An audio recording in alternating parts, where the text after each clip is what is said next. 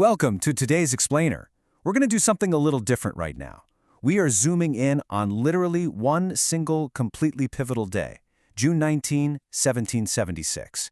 We're going to see how the American Revolution was, all at exactly the same time, a bitter civil war, a desperate military struggle, and a totally high-stakes global chess match.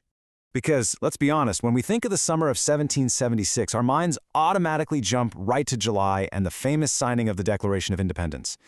But before that iconic moment, we really need to anchor ourselves to this specific Wednesday in June. To understand the chaos, the multidimensional reality on the ground that set the stage for that declaration, we have to realize it wasn't just a polite political debate. It was a complete powder keg. So here is our roadmap for today. First, a divided America. Second, the desperate military reality. Third, inside the Continental Congress. Fourth, the global geopolitical chessboard. And finally, the long road to victory. Let's dive in. Section 1. A Divided America. The Civil War of 1776. Let's look at how this wasn't just Americans versus the British. This was a conflict that completely fractured neighbors, families, and entire communities. On this exact same day, we see this wild contrast. Down in New Jersey, the Provincial Congress meeting in Burlington took a massive leap. Driven by the recent bloodshed at Lexington and Concord, and of course the huge influence of Thomas Paine's common sense, they authorized a brand new state constitution. They were effectively ending royal government and choosing self-rule right then and there. But simultaneously, hundreds of miles north in Canada, British Governor Sir Guy Carleton was authorizing the King's Royal Regiment of New York. This regiment was founded by Sir John Johnson, a loyalist who had literally just fled the Mohawk Valley, surviving near starvation in the freezing Adirondacks just to go fight for the crown. It really highlights how 1776 was deeply a civil war. Americans stood on both sides, and both sides were completely convinced they were doing the right thing. And meanwhile, things were just as chaotic out on the water. Just off Long Island near Fire Island Inlet, Captain Charles Pond, who commanded the armed sloop Schuyler, recaptured a British transport ship named the Crawford. It was kind of a comical display of maritime ping-pong, honestly. The ship had already been taken by the Americans once, retaken by the British, and now seized right back by the Americans. It absolutely proved that the British didn't have total control of the seas. Moving to Section 2, the desperate military reality, retreating from Canada. Because while there was this incredible political momentum in places like New Jersey, it contrasted wildly with a terrifying military situation up north.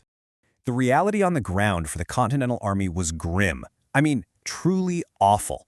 While the politicians were debating independence, exhausted soldiers were staggering back south from a disastrous invasion of Canada. They were ravaged by disease, especially smallpox, and dealing with severe supply shortages. They lacked basic food and clothing. Frankly, this whole campaign totally exposed the vulnerability of the rebel forces against full-blown British military might. The ambitious dream of adding Canada as a 14th colony, it had completely collapsed. Which brings us to Section 3, inside the Continental Congress, building a nation under fire. So how exactly did the leaders in Philadelphia handle an incoming military disaster while trying to birth a brand new nation at the same time? Just look at the sheer, overwhelming mountain of tasks the Continental Congress was juggling at this exact moment. If you read their journals from this period, they aren't just sitting around philosophizing about liberty. No way. They are frantically managing army supplies. They're funding a mobile militia called the Flying Camp. They're figuring out prisoner exchanges and navigating incredibly complex relations with Native American tribes. And they're doing all of this while secretly drafting treaties for foreign alliances and literally writing the blueprint for a new government, the Articles of Confederation. It's like trying to build an airplane while it's in a nosedive, a relentless effort to keep the revolution alive on all fronts. And that brings us to this incredibly famous quote from Benjamin Franklin that hits the nail on the head. We must all hang together, or, most assuredly, we shall all hang separately.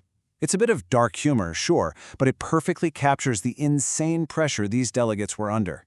It bridges the gap between their high-minded debates and the very physical threat they faced. They were committing treason against the most powerful empire on earth. If this juggling act failed, the penalty was literally the gallows. All right, let's pull back the lens for Section 4, the global geopolitical chessboard. France watches closely, because this definitely wasn't happening in a vacuum. The Americans and British weren't the only players on the board. To really get what was happening in 1776, you actually have to jump back to 1763 and the Treaty of Paris. That treaty ended the 7 Years' War and forced France to abandon its North American possessions. And it left the French with massive debt, a completely shattered navy, and, you guessed it, a burning desire for revenge against the British. So France was monitoring the American rebellion very, very closely. To them, this looked like a golden opportunity.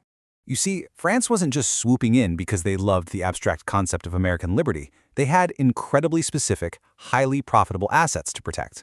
We're talking sugar-producing islands like Guadeloupe and Martinique, and vital cod-fishing islands like St. Pierre and Miquelon. Reestablishing their global power and securing those goods was the real goal here. So while Congress was sweating it out in Philadelphia, France was secretly opening its doors to American diplomats, guys like Silas Deane, Benjamin Franklin, and Arthur Lee, laying the groundwork for what would eventually become the Treaty of Amity and Commerce.